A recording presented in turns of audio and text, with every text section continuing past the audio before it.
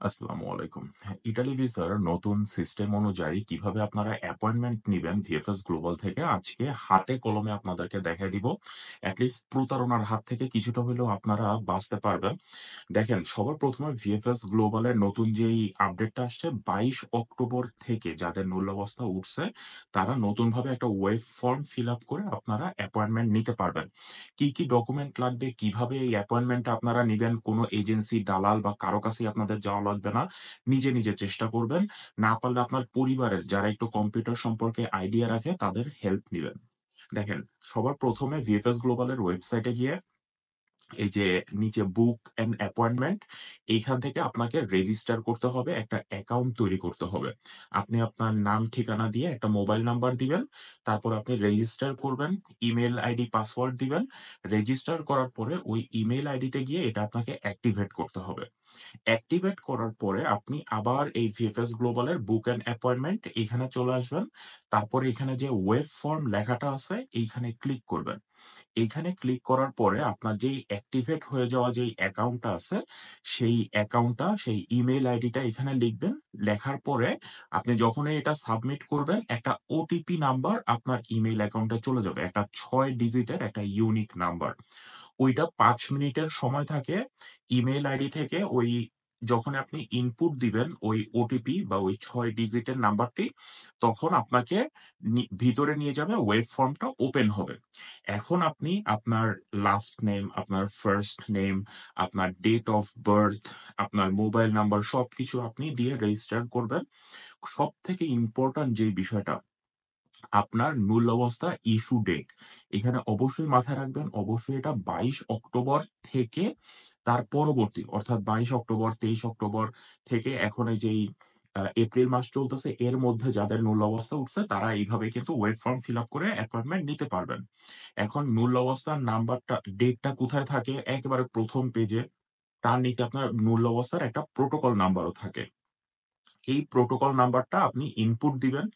তারপরে আপনার এই যে মূল অবস্থার যে একটা কপি আছে, যে পিডিএফ কপিটা আপনাকে দেওয়া হয় অরিজিনাল, সেই পিডিএফ কপিটা আপনি আপলোড করবেন এবং আপনার পাসপোর্টের যে ইনফরমেশন এর ১ম যে পেজটা আছে, ওই পাসপোর্টের ১ম পেজটা আপনি এখানে ইনপুট দিয়ে দিবেন। তো আপনার কি গেল? ফার্স্ট নেম, লাস্ট নেম, ১ম নাম, শেষ নাম। মানে ধরেন আমার নাম শিফাত বেগ। ফার্স্ট নেম হবে হইলো আপনার ১ম নাম শিফাত, লাস্ট নেম হইলো টাইটেল বা বংশগত যেই নাম সেটা হইলো বেগ। এরপরে আপনার ডেট অফ বার্থ থাকবে, আমার জন্ম সাল, জন্ম তারিখ এগুলা, আমার পাসপোর্ট নাম্বার, তারপর আমার মোবাইল নাম্বার সবকিছু দিয়ে আমি দিলাম। আমার পাসপোর্টের এই কপিটাও আপলোড করে দিলাম এবং আপনার মূল অবস্থার এই পিডিএফ কপিটাও আপলোড করে দিলাম। এরপরে আমি সাবমিট করে ফেলবো। সাবমিট করার পরে আমাকে একটা রেফারেন্স নাম্বার দিবে, দেখেন আমারটা সাকসেসফুল হইছে। রেফারেন্স নাম্বারটা নিয়ে পরবর্তীতে আমি কিন্তু চেক করতে পারবো যে আমার এই রেফারেন্স নাম্বারের এগেইনস্ট এ আমার এই যে আবেদনটা কতটুকু আগাইছে।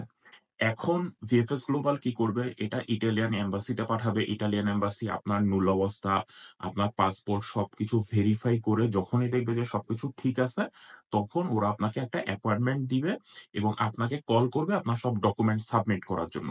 তখন আপনার এই অরিজিনাল মূল অবস্থা, আপনার পাসপোর্টের কপি, সব পেজের পাসপোর্টের কপি, তারপরে আপনার মালিকের সব ডকুমেন্ট, মালিকের আইডি কার্ড, মালিকের যদি কোনো সার্টিফিকেট থাকে সেইগুলা, আপনাকে যেই আলেজ্জ অর্থাৎ এখানে এসে কোথায় থাকবেন, তার যেই একটা কপি, একটা ডকুমেন্ট থাকে সেইটা, প্লাস হলো গিয়ে আপনার আ সার্টিফিকেট যদি থাকে, পড়াশোনার সার্টিফিকেট, আপনার অভিজ্ঞতার সার্টিফিকেট, সবকিছু নিয়ে আপনি সুন্দরভাবে যাবেন।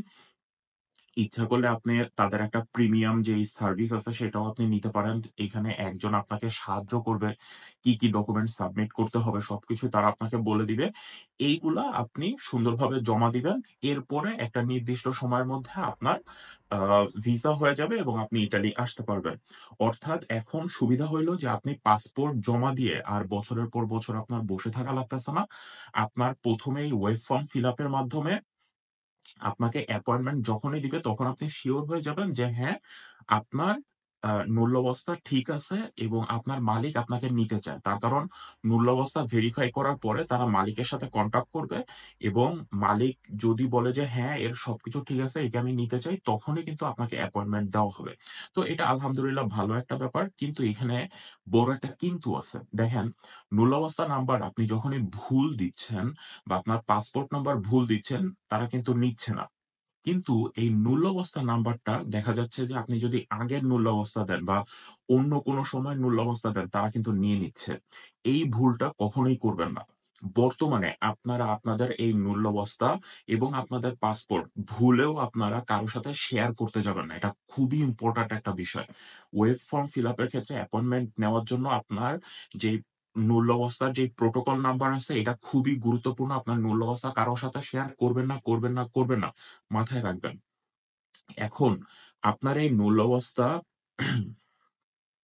আ আ এইখান থেকে ১ম এই কেন আপনাকে ভেরিফাই করে দেখানো হচ্ছে না? এটা একটা সবথেকে বড় প্রশ্ন যে, ভাই আমার মূল্যাবস্থা যদি ভুল হয়, তাহলে তো আমি অ্যাপয়েন্টমেন্ট এর জন্য ওয়েট করাই আমার লাগতেছে না। আমি ১ম এ যখন এইখানে দিচ্ছি, আমাকে যদি বলে দিত যে আমার মূল্যাবস্থাটা ফেক, তাহলে তো আমি ১ম থেকেই সাবধান হয়ে যাইতাম। টাকা-পয়সার কোনো লেনদেন করতাম না। এইটা ভাই আসলে কখনোই সম্ভব না। একটু দেখেন, এই মূল্যাবস্থার যেই নাম্বার, প্রোটোকল নাম্বার, হ্যান-ত্যান এই সব ডিটেইলস আপনার পাসপোর্ট নাম্বারের সাথেই আপনার মূল্যাবস্থা নাম্বার। এখন যদি মূল্যাবস্থা নাম্বার ভুল দেন, পাসপোর্ট নাম্বার ভুল দেন, কোনটাই আসবে না। যদি দেখা যায় যে পাসপোর্ট ঠিক আছে কিন্তু মূল্যাবস্থার সাথে ম্যাচ করতেছে না, সেটাও কিন্তু আপনার ফেক হওয়ার কথা। কিন্তু এগুলো ভেরিফাই করার কোন সিস্টেম নাই বাংলাদেশ থেকে, যেটা তারা পারবেও না। কেন পারবে না আমি আপনাকে বলি। এই যে মূল্যাবস্থা, এই যে আপনার সব পাসপোর্টের ডকুমেন্ট, এগুলা খুবই ইম্পোর্টেন্ট ডকুমেন্ট এবং এইগুলা এখানকার যে স্বরাষ্ট্র মন্ত্রণালয়, ইতালির স্বরাষ্ট্র মন্ত্রণালয়তে এগুলা সব জমা থাকে। ভিএফএস গ্লোবাল হইলো একটা থার্ড পার্টি কোম্পানি। ওরাও একটা দালাল। ওরা কোন সরকারি কিন্তু কোন আ অফিস না। এখন ইটালির ইন্টারনাল একটা মিনিস্ট্রির ডকুমেন্ট কখনোই ভিএফএস গ্লোবাল এর অ্যাক্সেস থাকবে না। ইভেন বাংলাদেশে অবস্থিত যে এম্বাসি, ইটালিয়ান এম্বাসি, তাদেরও কিন্তু কোন সম্পর্ক থাকবে না। তার কারণ তারা অন্য দেশে, তারা একটা অন্য দেশের কাজ করতে, মানে বাংলাদেশে গিয়ে ইটালির কাজ করতেছে। তাদেরও কোন অ্যাক্সেস থাকবে না।